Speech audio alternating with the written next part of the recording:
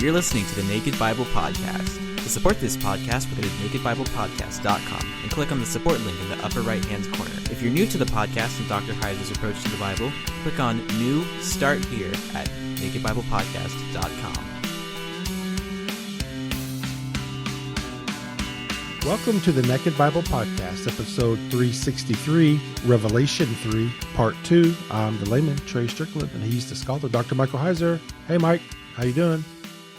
Well, Trey, I'm doing well, but I still don't have an office. Uh-oh. So I'm huddled here in my bedroom at my little desk doing the Naked Bible Podcast. But hey, it's not going to affect the content, but still don't have my office back. Yeah, but you're expecting it next week, right? I am. I'll be able to get in a few days and start unpacking, digging out. It seems like I'm always digging out of holes or something, but such as it is. Yeah. There's some comedy in there somewhere, but I'm gonna restrain myself. Right, we can't quite find it right now. I'm going to restrain myself from that. You can see it from a distance. I'm going to be a good boy. Okay. Well, hey, Mike, I right. got a question. Some people were having some confusion on following your logic through the first part of Revelation here, and I can't believe that anyone would be confused when we're talking about the Book of Revelation. I can't believe it. Mentioned it on the introduction of Revelation, so I think maybe people are just not following along here, but they're misunderstanding your angle that you're taking. And if John is writing what he saw and heard, then why are you saying things like, John wanted to hook back into the Old Testament, and that it sounds like that you're saying that John, these are John's thoughts and his message to these churches, not John writing all he's experiencing or being told to write. So can you clarify that a little bit? Yeah, so if I can distill that question, the question is this a record, John's record of a vision, or is John thinking back into the Old Testament? And the answer is yes. Okay, both of these things can be true at the same time. All right, let's just put ourselves in real time with John, as it were. When John has a vision, he's not writing during the vision, because vision-like states, trance-like states, whatever we want to describe these things, they are what they are. He's not interrupting the angel and writing things down like a stenographer or something like this. He's not capturing it on video. He's experiencing something, and then after the fact, he sets it to writing. And in the process of setting it to writing, it's going to dawn on him, either because of what he knows in terms of the Old Testament or biblical theology, or he's going to be prompted by the Spirit of God to make connections, and he's going to make them. I mean, let's just use an example from the introduction. Solecisms. There's a couple dozen of these where John's grammar, his Greek grammar, is wrong. It's incorrect. Where everywhere else in the book, it's perfectly fine.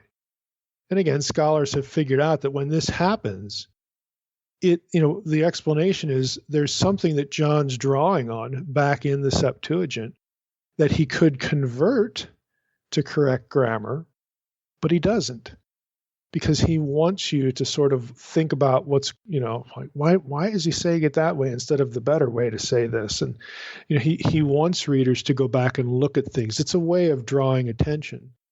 And there are very clear instances in the book where John takes 2, 3, 4 passages from the Old Testament and mixes them. I mean, literally, these are just a matter of looking up the Greek text that John has given us and going back and looking at the Septuagint. This is something that if you know Greek fairly well, your first, second year knowledge, you can just go check for yourself. That doesn't mean John didn't have a vision. Okay, it just means that both of these things can be simultaneously true. So John has this experience, then after the fact, he has to relate that experience to his audience. And in so doing, he's going to be doing the kinds of things that we're talking about here. So one doesn't cancel out the other. They work, in tandem. So that's my approach to this, because A, I don't deny that visions can happen to people like John, visions from God. And B, you can actually go look this stuff up textually and see what's being done. So I'm not of the mode to deny either, and don't see any compelling reason why I have to deny one or the other. Both of these things can be operative at the same time. All right, Mike. Yeah, he's got to convey what he saw. So what better way than to use the tools that he's familiar with and the people are familiar with?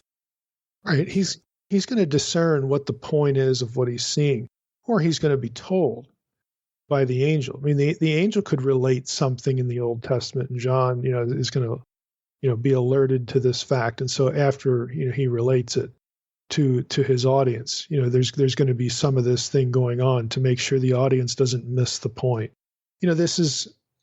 Inspiration is a human and supernatural enterprise. Both of these things are operative. One does not cancel out the other, nor should one cancel out the other. We shouldn't talk about the subject trying to avoid one or the other. This is, going back to what I say frequently on the podcast.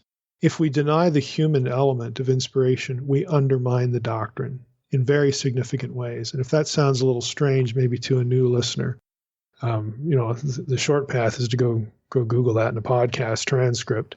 But there's plenty of places on YouTube and whatnot where I'm talking about why we need a better view of inspiration, and you'll find out why I say that. All right, sounds good.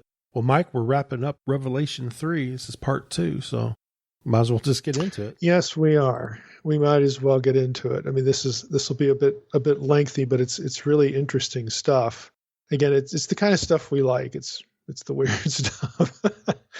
So this episode is, I've labeled it part 2 of Revelation 3, and we're taking as our point of focus Revelation 3:7. But this is also going to be related back to Revelation 1:18. And what I'm going to do is I'm basically going to start with Revelation 1:18, and then we'll hit Revelation 3:7 at some point and see how these two things go together. And it's the link between the two is this keys language. So let me just read the passages really. Revelation 3:7 says, "And to the angel of the church in Philadelphia write, the words of the Holy One, the true One, who has the key of David, who opens and no one will shut, who shuts and no one opens." And then Revelation 1:18, I'm going to loop verse 17 into it so it just sounds more readable. It says, "When I saw him, I fell at his feet as though dead. But he laid his right hand on me, saying, 'Fear not, I am the first and the last, and the living one. I died, and behold, I am alive forevermore. And I have the keys of death and Hades.'" Now, there are several really excellent resources on this passage, Revelation 1:18, and related passages like chapter 3, verse 7.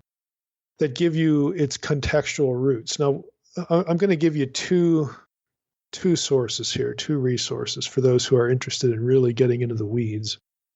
One of these is really easy to find, and the other one not so much. And the one that's easy to find is also inexpensive. And I want to give a hat tip here and a thanks to one of our listeners, Robert Cruikshank, for these recommendations, and they're quite good for this passage. Now, the one that isn't expensive and is easy to find is by Justin W. Bass, B-A-S-S.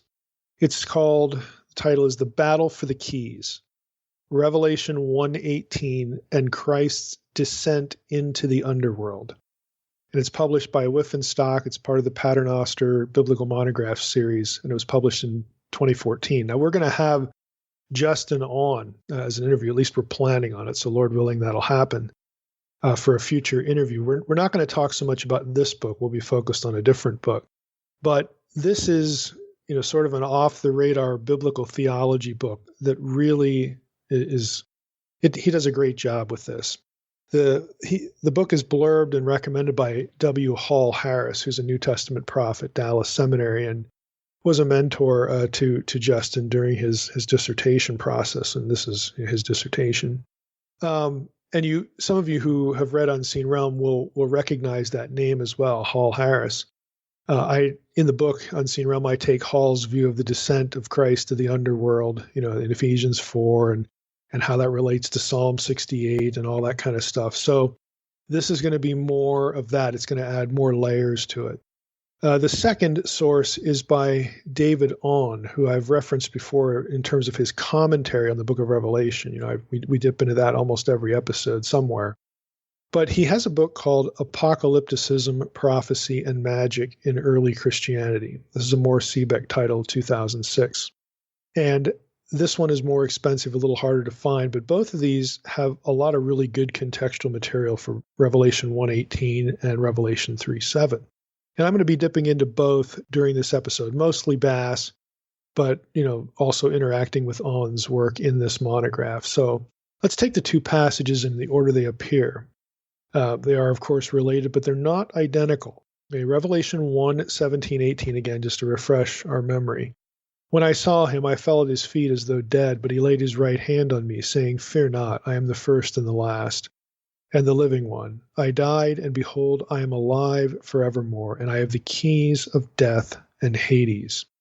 Now, Aune, in this Apocalypticism book, this monograph, says this. The phrase, "I have the keys to death and Hades," refers to the cosmic sovereignty to which Jesus has attained following the act of God raising him from the dead. All three elements are featured in the brief description of the Lamb in Revelation 5:6 as well. The Lamb was standing as though slain with 7 horns and 7 eyes, which are the 7 spirits of God sent out into all the earth. Here, standing refers to the fact that he's now living. In other words, he's not laying over dead, okay? Despite the fact that he was slain. And the 7 eyes, understood as the 7 spirits of God sent out into all the earth, is another symbolic way of emphasizing the sovereignty, in this case, of Jesus, who is the Lamb. Now, we talked about the eyes of the Lord running to and fro in a couple episodes and how that denotes God's oversight of everything, sovereignty. So that's familiar. But here, that the language in Revelation 5 is transferred to the Lamb who was slain but is now standing and raised. And again, that language harkens back to Revelation 1:17 and 18. Now, there's a grammatical issue that Aune points out in Revelation 1:18. He writes this a little bit further. The prophetic call narrative in Revelation 1:9 through 20 is a complex pastiche of imagery drawn from various sources. And boy, don't we know that.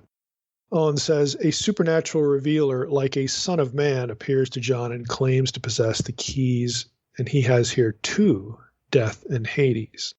Now, he translates it a little bit differently, and he has a footnote here. This is the grammatical issue. He says the genitives, tu thanatu and tu hadu. Genitive is, let me just break in here, is a grammatical term for the relationship of 2 nouns that follow each other, okay, or an article, plus a noun. So for those of you who had a little Greek, you know right away what we're talking about here, but there's different ways to understand the relationship of nouns. Let's just put it that way, in not just Greek, but any language. So Aune says, these phrases could either be objective or possessive genitives. In other words, you could translate this, the keys to death and Hades. That would be the objective mode of understanding. Or you could translate it, the keys, belonging to death and Hades. That would be possessive. So one says the keys to death and Hades, like they're a place that you can go and unlock something. And the other one is more possessive, that death and Hades possesses, these keys, they belong to them. Aune says, if they are regarded as objective genitives, death and Hades must be understood spatially, as in Revelation 20, verses 13 and 14. In other words, they're places with spatiality. But if they are construed as possessive genitives, death and Hades must be understood as personifications, as in Revelation 6:8. So let me just break in here again. On saying both of these things happen with death and Hades in the book of Revelation. Sometimes it's a place, sometimes they're like persons or figures, entities, okay? Back to Aune. The first possibility is preferable, in this case, he says, this is his view, since death is never, to my knowledge, to his knowledge, described in ancient texts as possessing keys. And there are few, if any, ancient texts in which Hades is so described. Pausanias, he points out, describes a decorated table showing Plutus holding a key. Again, but the same text distinguishes him from Hades, whom he has locked up. So he's saying, look, I think it's he drifts away from the personification view. Now, personally, I think that's unnecessary, and what we're going to go through in this episode is basically going to be pushback on this point. I've already hinted that I favor personification a little bit. Bass argues at length for it. Okay, and he has very good reasons for doing so.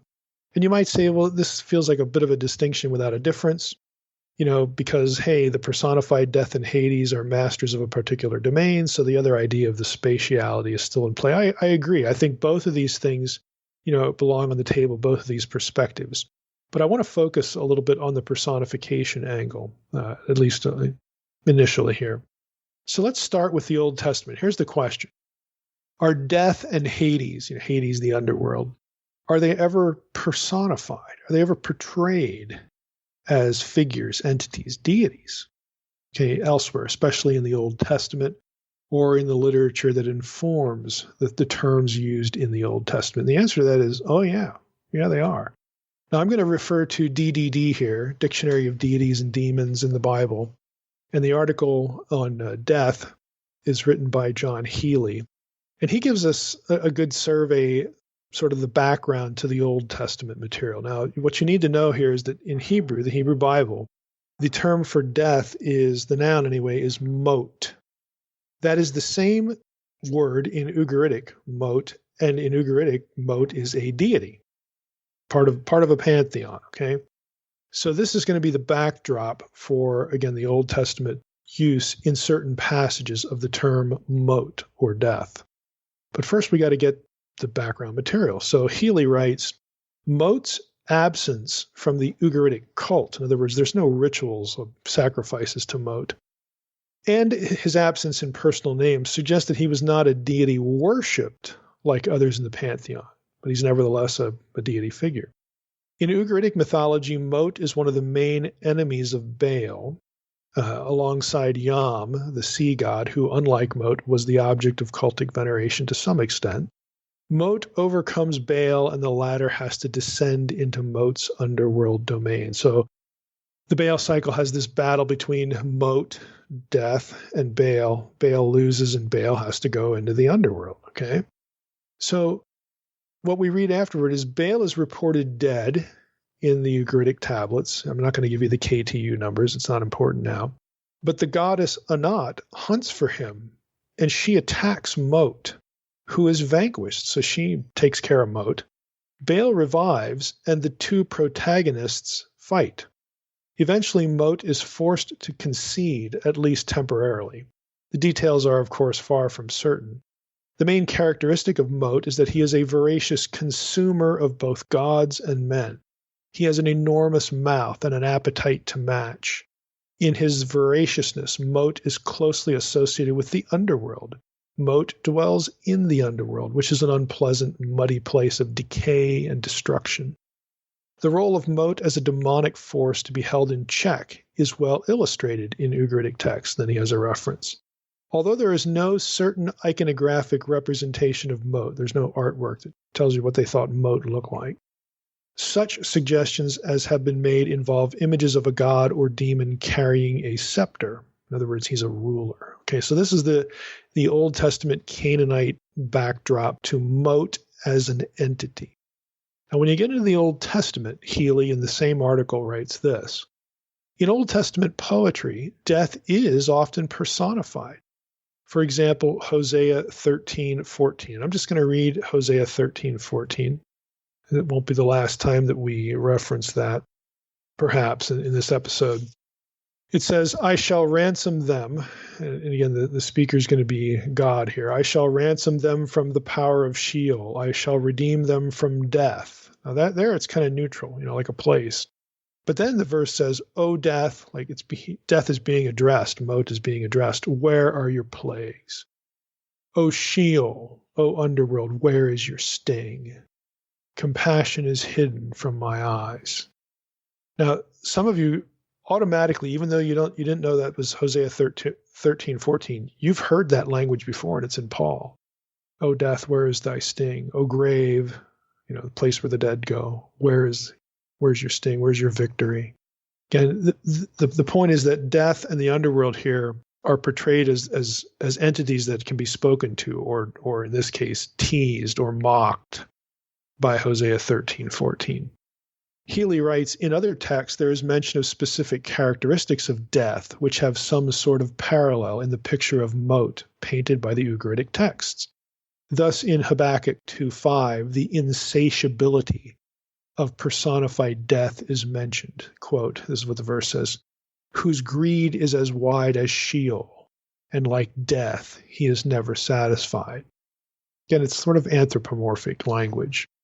This may echo the background cultural tradition of mote, but the comparison is with the insatiability of the arrogant man and does not directly touch on matters religious, Healy writes. The same idea, though applied to a personified Sheol, again the underworld, is found in Isaiah 5:14. Quote, therefore Sheol has enlarged its appetite and opened its mouth beyond measure, unquote. Again, this is anthropomorphic language used of Sheol. In some cases it's death, other cases it's Sheol, and portrayed as a person. And there's other passages that do this, but this is sufficient to make the point. Healy goes on and says, or let me just make the point here, because I think something Bass says here is a little bit better. In the Old Testament, okay, we have this personification. In the rest of Second Temple literature, again, this is going to show up too, but everybody goes to Sheol in the Hebrew Bible, in Old Testament theology, because everybody dies. The only exceptions are people that God sort of exempts from this. And there's only two of these in the Hebrew Bible. There's Enoch and Elijah. So Bass, writing about the Old Testament, death and Hades, or actually mote and Sheol, wants to make this point because he's going to do something again with it when he gets going here. He says there's no Old Testament instance of a true descent to and return from the underworld by a living human being. Let me just read that again. Let that sink in.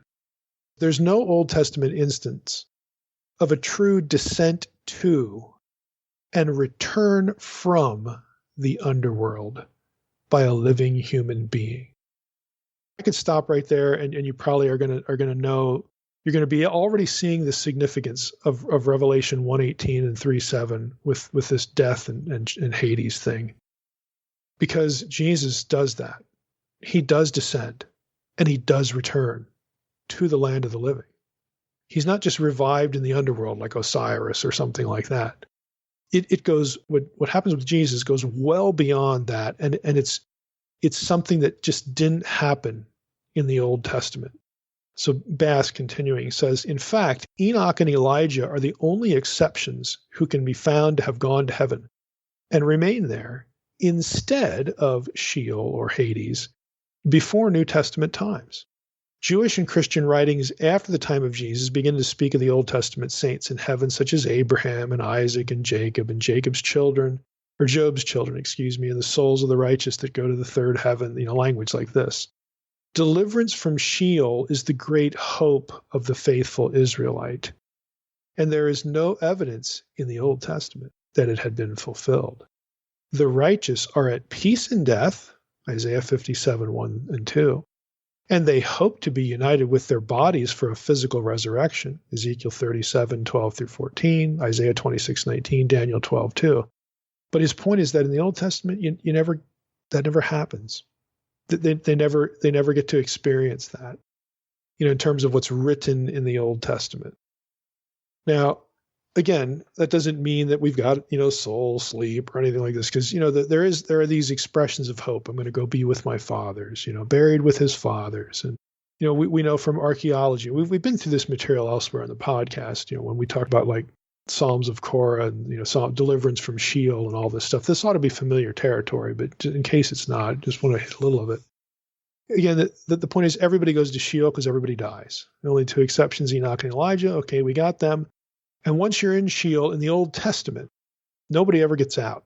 There's hope that you will get out at the last day, that the Lord will take you out, will redeem the righteous, okay? But there's no passage that says they do.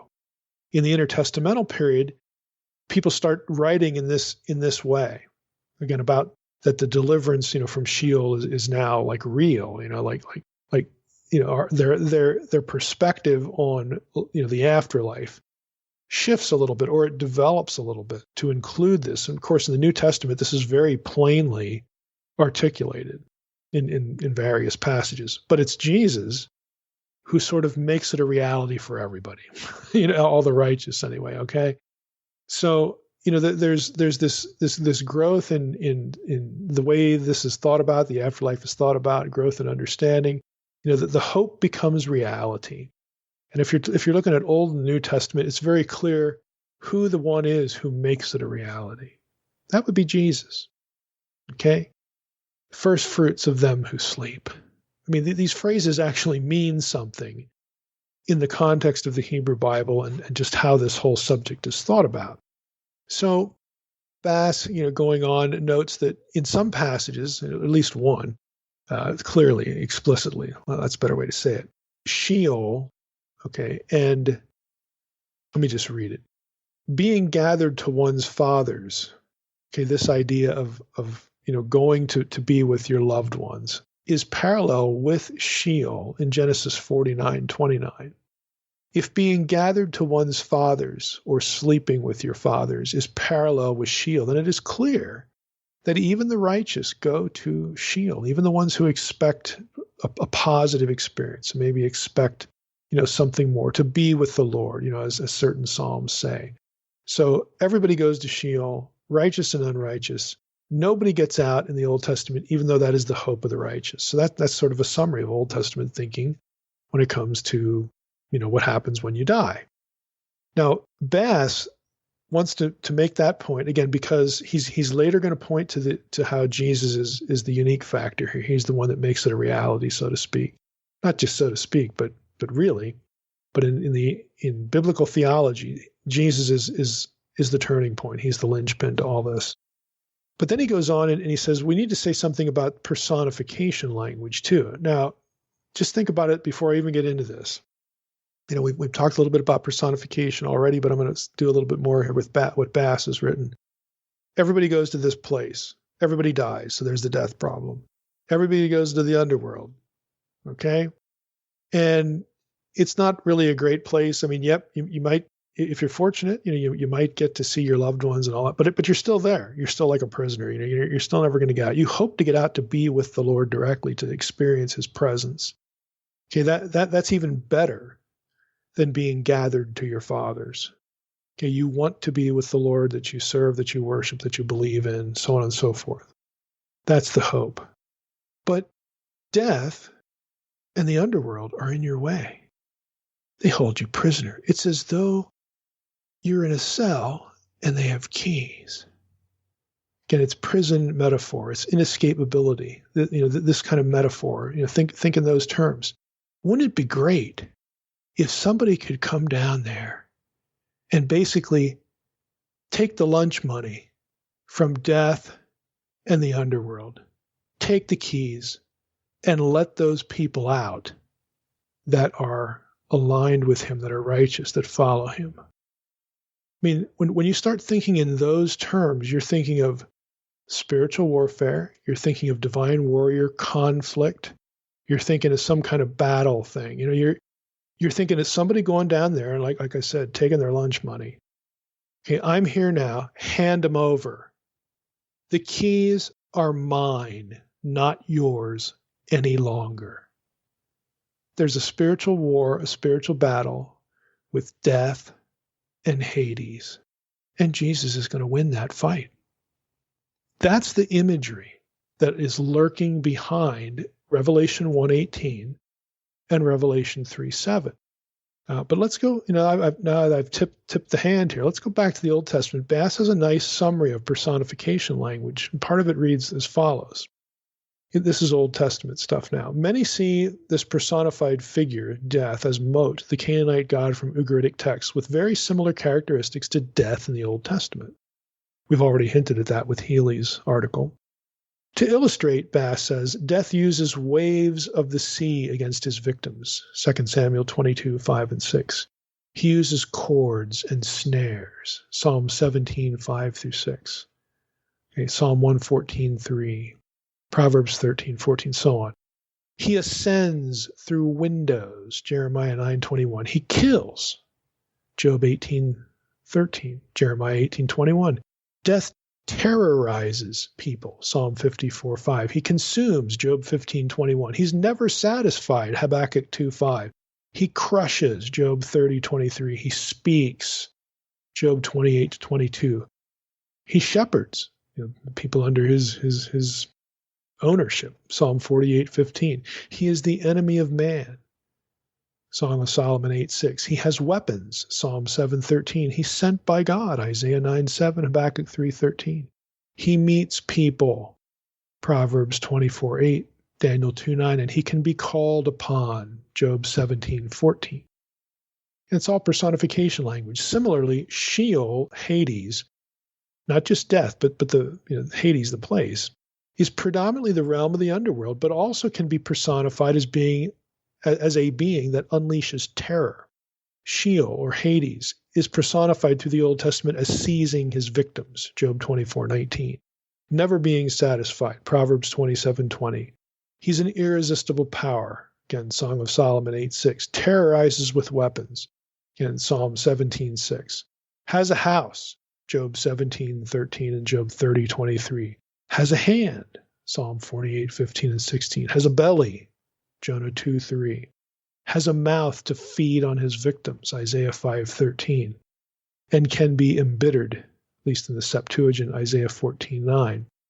And is naked before God, Job 26, 6. So again, this is all personification language. This is his point. Now, you take all that and you see the same thing in Second Temple Jewish literature and Greco-Roman literature. Bass has a whole chapter dedicated to the personification of death and Hades in Greco-Roman literature and Second Temple material. Here's a short paragraph from it. Beginning in Homer, Hades is personified as the god of the underworld and is the brother of Zeus. Moreover, the underworld is predominantly personified as the god Hades. Hades is, quote, horrible and, quote, the most hated of all the gods. Hades was worshipped in a temple near Elis in Greece. He is also pictured as judge of the dead.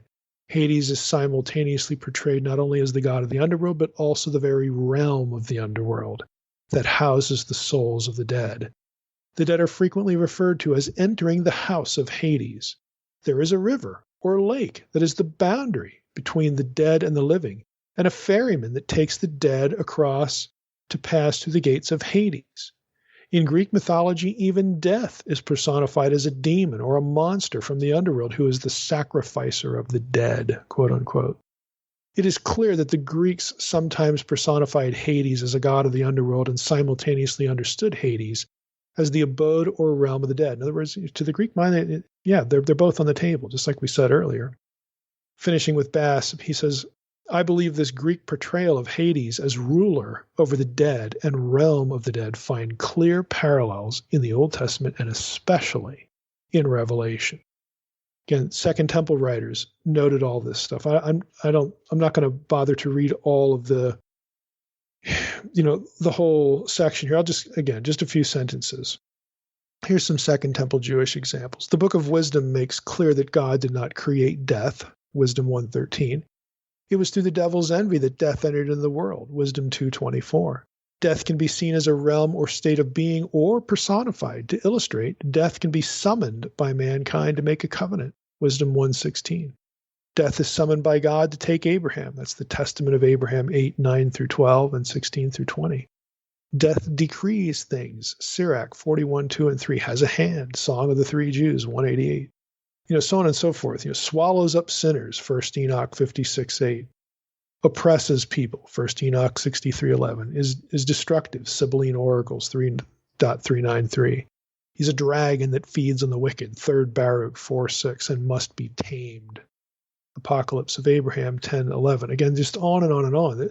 But the whole point is that when you get up to the New Testament, there's a long history of thinking about death and the underworld, death, we'll use the Revelation language, death and Hades, as being both a place and an entity, a supernatural being.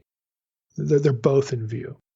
When you get to the New Testament, Bass writes this, more specifically, the book of Revelation uses Hades 4 times, always paired with death, and the 2 of them are personified agents of evil that Christ will and has overcome. Revelation 1:18, Revelation 6:8, Revelation 20:13 and 14. Those are the 4 passages where they're paired. However, Hades as a city with gates and souls dwelling within it is still clearly present in Revelation as well. Revelation 20:13. Death is also personified throughout the New Testament. In a footnote, he lists these references. Romans 5:14 and 17, Romans 6:9, 1 Corinthians 15:26, 54 and 55, 2 Timothy 1:10, Hebrews 2:14, and then you get into Revelation. He says, so death is personified a lot, but only Hades is personified in Revelation. These 4 passages where they're paired are also the only 4 places in the New Testament where death and Hades appear together. So it's only those 4. Bass writes, the author of Revelation is the only writer of the New Testament who continues to portray death and Hades as a duo of terror against mankind, as has been shown to be somewhat normative in the Old Testament and Second Temple literature. So all of that to say, look, what he's going to say about this has deep roots in the Hebrew Bible, Second Temple Jewish literature, and Greco-Roman thinking. And that is this whole idea that Christ is going to descend to this realm and defeat death and Hades in terms of spiritual warfare, like divine entities, supernatural agents. And I'll use the phrase again, take their lunch money. He's going to take the keys by force, as it were, and they're going to be dethroned. They're going to be put out of a job. Okay? They are no longer going to be owners of these keys. So, again, this is the imagery to keep in mind. Keys, he says on 59 and 60, keys had a very important place in the ancient Jewish and Greco-Roman world.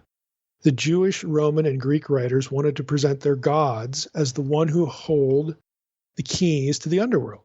The imagery used to describe both the underworld and heaven is consistent in the ancient world. The underworld was presented as protected by strong and impenetrable gates that required keys to enter. Think of the prison metaphor, and you get the idea.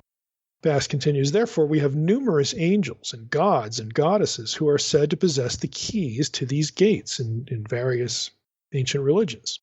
Another predominant figure in the ancient Greco-Roman world who is said in multiple places to have the keys of the underworld is the goddess Hecate, also known as Persephone, or Artemis, or Diana. In fact, Owen argues that Jesus holding the keys to death and Hades is a polemic directly against the Hellenistic conceptions of the goddess Hecate. Hecate was the primary figure in the ancient Greco-Roman world to be associated with having the keys to Hades. Hecate is also known as Artemis in magic papyri texts, where she's referred to, get this, quote, Mother of all things, for you frequent Olympus, and the broad and boundless chasm you traverse. Beginning and end are you. Does that sound familiar? I'm the beginning, and I'm the end. Beginning and end are you, and you alone rule all. For all things are from you, and in you do all things, eternal one, come to their end. And you hold in your hands a golden scepter. So there's lordship and authority. She's given multiple titles here that are exclusively used for God and Christ in Revelation. Hecate is the beginning and the end. Compare Revelation 21:6, 22:13. She alone rules all and holds a golden scepter. Check Revelation 4:11, for that imagery. Now, Bass, again, there's just a lot of material. He goes and he talks about, Egyptian stuff and Anubis, other Greco-Roman deities.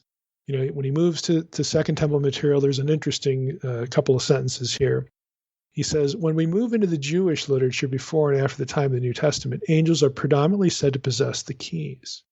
Among these angels are Metatron, Yaoel, Eremiel or Uriel, and the archangel Michael. They are all said to possess the keys to either the underworld or the kingdom of heaven.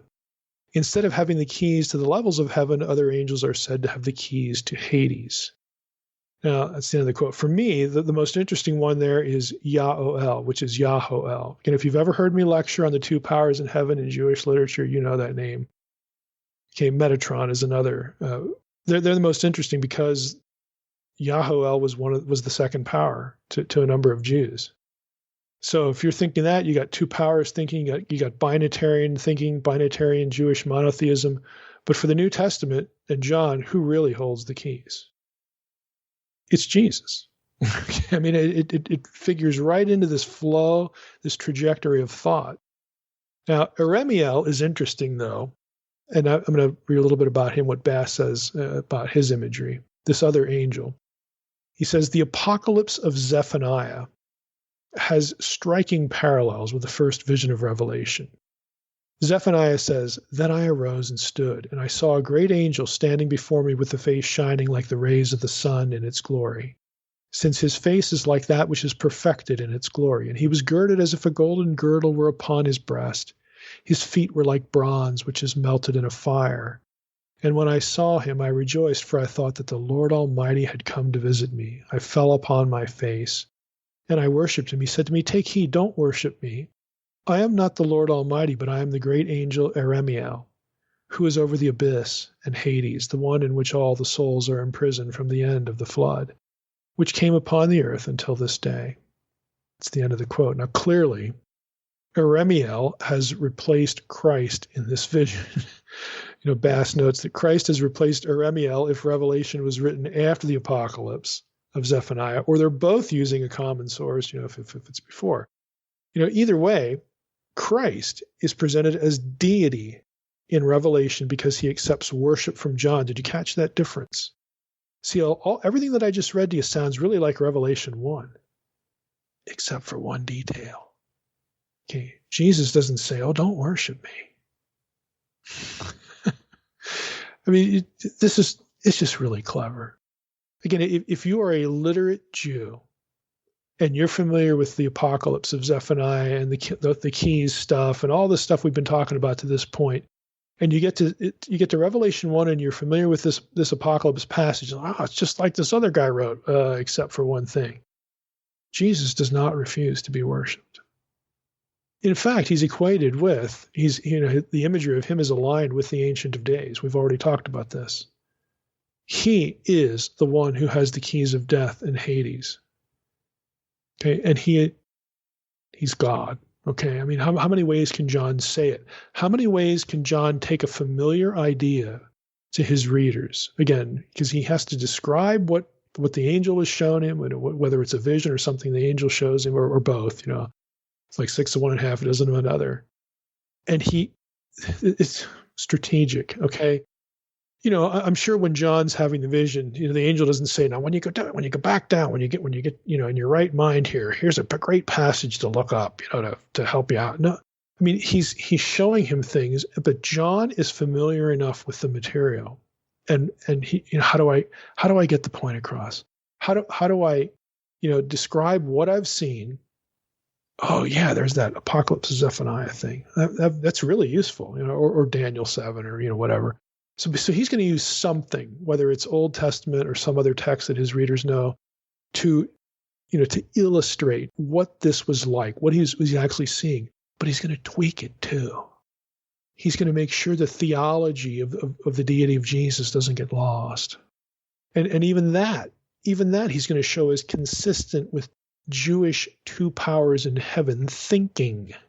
The risen Christ is the second power. Not some angel, whether it's a biblical angel or Second Temple Jewish literature angel. It's not these. It's none of these. It's him. Okay? It is the risen Christ who is the second power, and now he's the holder of the keys because of the resurrection. Again, all of this is happening in the book of Revelation. So, you get to this, and well, how does this inform our reading of Revelation 1:18? 4 observations. It's absolutely clear that we have a risen Christ in view. Revelation 1:18. Fear not, I am the first and the last. I am the living one. I died, and behold, I am alive forevermore. And I have the keys of death and Hades. So absolutely clear we have a risen Christ in view. Number 2, it's also clear there's a sequence implied. I died. I'm now alive again forevermore. And I have the keys of death and Hades. 1, 2, 3. This follows that.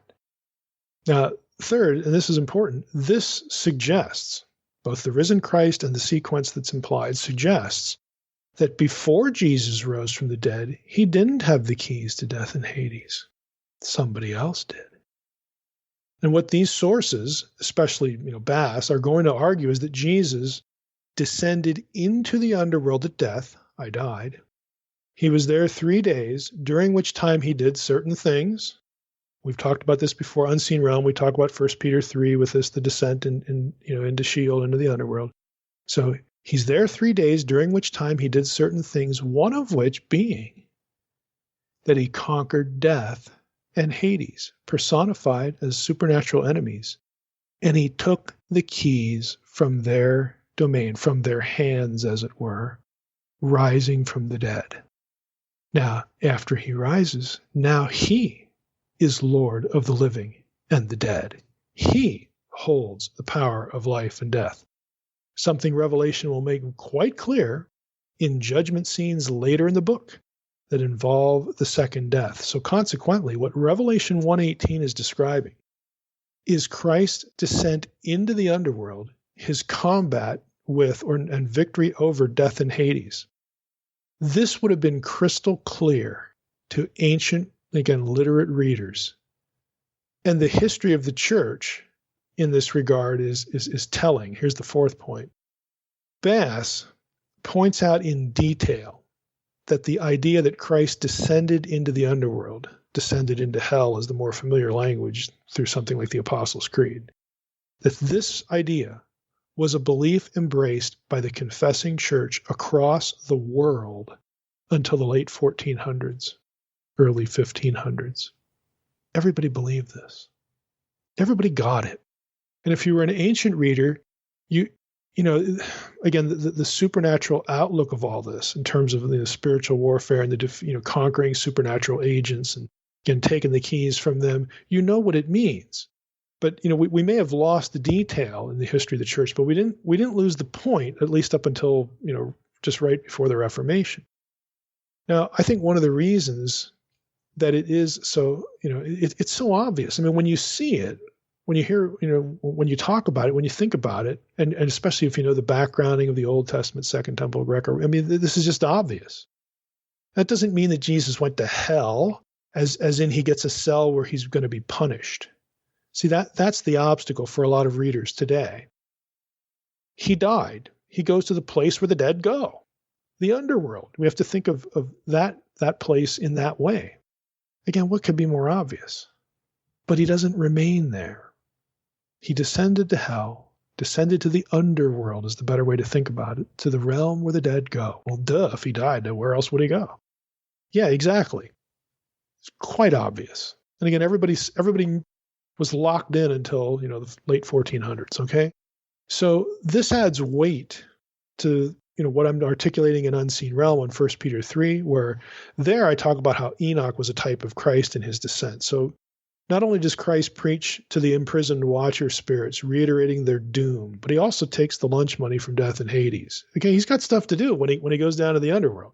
First, I got to tell the watchers you ain't getting out, or you might have think you've won after all this time, and your buddy's somewhere, some other evil spirit's going to let you out of here. Well, I got news for you.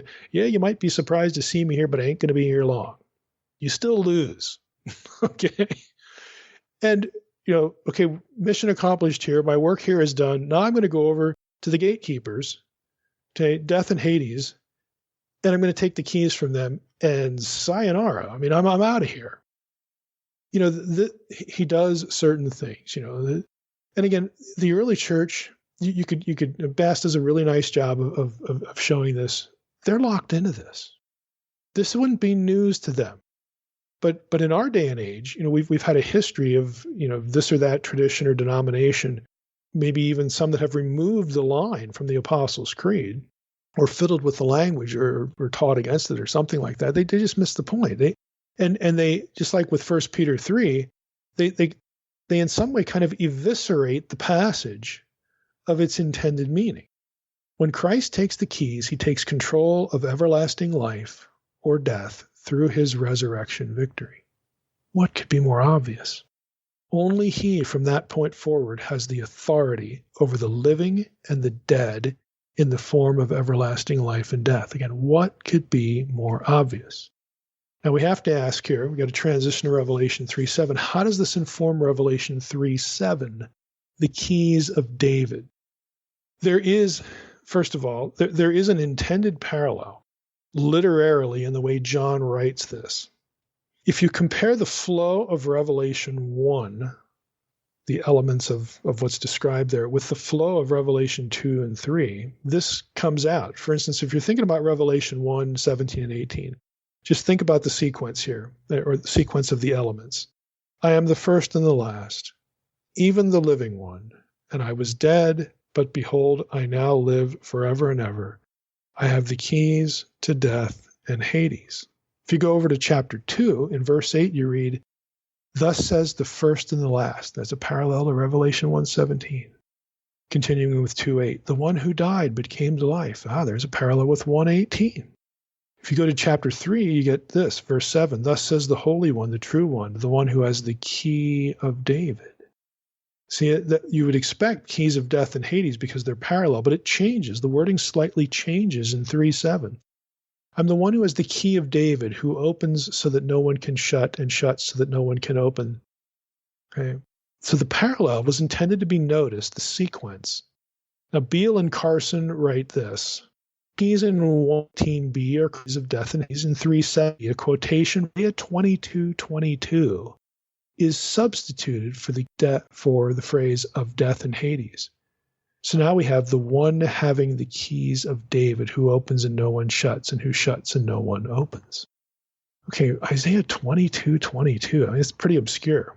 Let's go to Isaiah 22, and I'm going to read verses. Let's start down in verse 15. And this is sort of a really obscure passage with an obscure person in it. But I'm going to read Isaiah 22:15 through 25. It says, thus says the Lord God of hosts, come, go to this steward, to Shebna, who is over the household, and say to him, what have you to do here, and whom have you here, that you have cut out here a tomb for yourself, you who cut out a tomb on the height and carve a dwelling for yourself in the rock? Behold, the Lord will hurl you away violently, O you strong man. God is angry with this particular steward, okay? He will seize firm hold on you, verse 18, and whirl you around and round and throw you like a ball into a wide land. Look, it's almost like a Bugs Bunny cartoon, okay? There you shall die, and there shall be your glorious chariots, you shame of your master's house. Gosh, that's brutal. Verse 19, I will thrust you from your office, and you will be pulled down from your station. How would you like that on your job review? You're a shame of your master's house. Verse 20, in that day, God says, when I punish this guy, in that day, I will call my servant Eliakim, the son of Hilkiah, and I will clothe him with your robe, and will bind your sash on him, and will commit your authority to his hand. And he shall be a father to the inhabitants of Jerusalem and to the house of Judah. And I will place on his shoulder the key of the house of David. He shall open, and none shall shut. And he shall shut, and none shall open. Okay, there you get the part that John, repurposes in Revelation 3.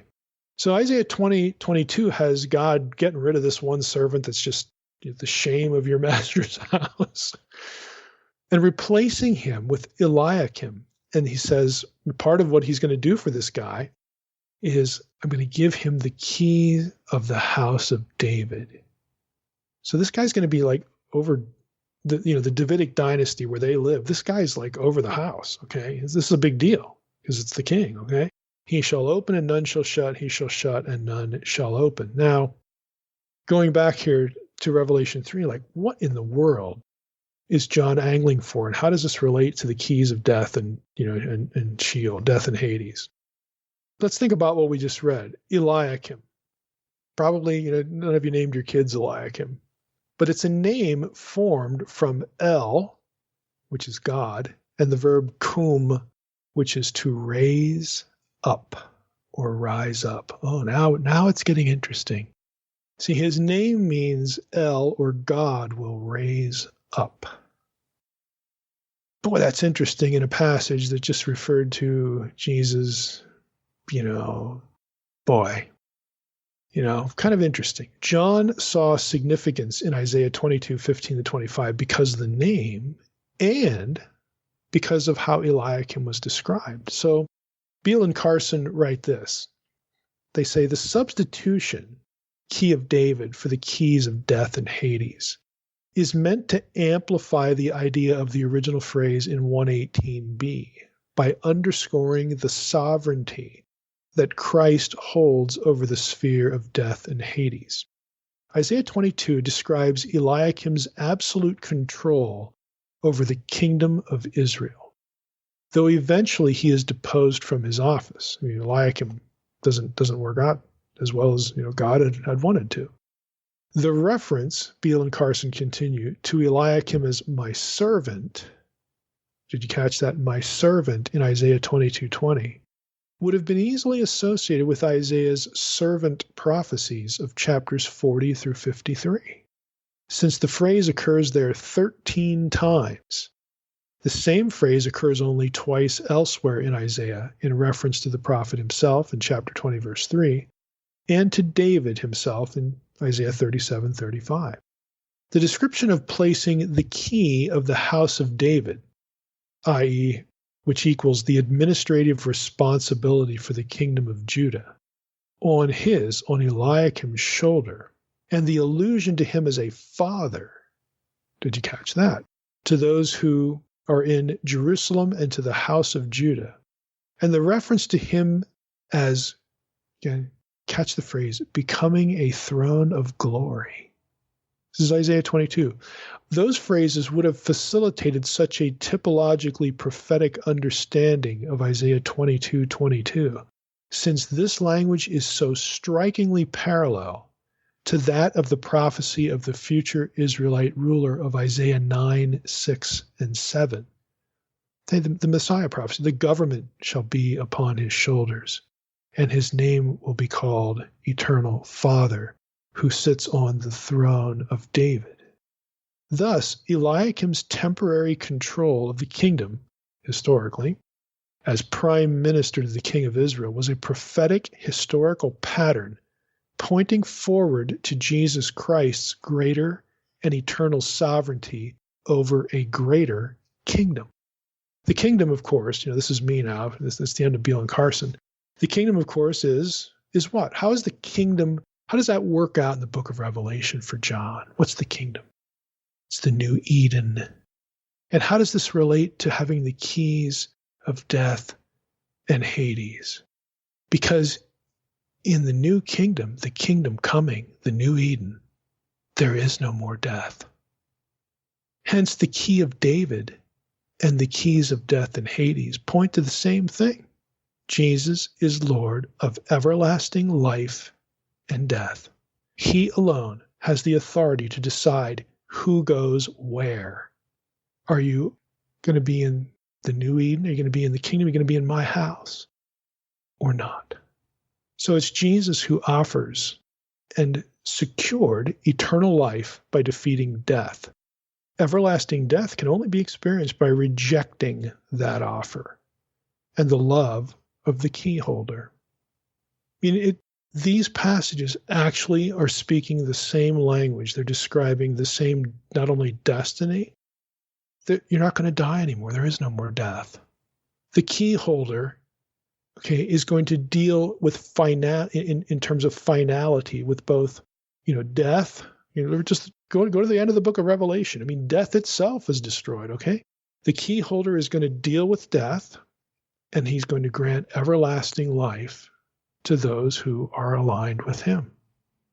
It's the key imagery. It's sovereignty. It's eternal life. And that's why we get the David language is just another way of expressing this idea. Again, this is just fantastic stuff. That again, I think this will be one of those episodes where you look back And you go, boy, there was just a lot planted in some simple phrases where, again, if you know the wider context, how death and hell, the underworld are perceived, as demonic figures, and you have the descent idea because you have a sequence here. I was dead, I died, now I'm alive forevermore, and I have the keys of death and Hades. There's the sequence here. Well, if there's a sequence here, then during the time he was down there, again, he took the keys away, which denotes kingship and authority, and he's the Lord of the living and the dead, and he gets to decide who goes where. And all this stuff is packed in to these phrases. And again, if you can grasp that wider context, this is again one of these other examples of Christ doing spiritual warfare, announcing the defeat, of the keepers while he's down there. Okay, just again, I'll go back to the phrase, taking their lunch money. Okay, he's smacking them around. Okay, they no longer have authority because of the resurrection. So it's just a fantastic set of images that we find that emerge really, from a few simple phrases in these verses. All right, Mike, another weird one, but it's awesome. I love them. If it's weird, it must be important. Hey, I love it. I love it. So next week we're getting into chapter 4. Any insights to that? Yep.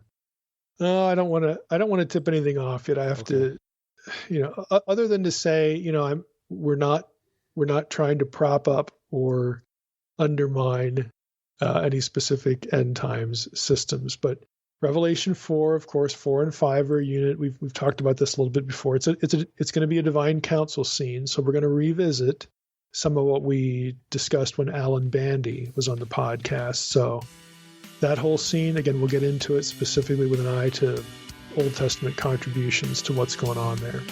All right, sounds good. Good. I can't wait to go back and listen to this episode, Mike, and look forward to the next one. All right, with that, I want to thank everybody for listening to the Naked Bible Podcast. God bless. Thanks for listening to the Naked Bible Podcast. To support this podcast, visit www.nakedbibleblog.com. To learn more about Dr. Heiser's other websites and blogs, go to www.drmsh.com.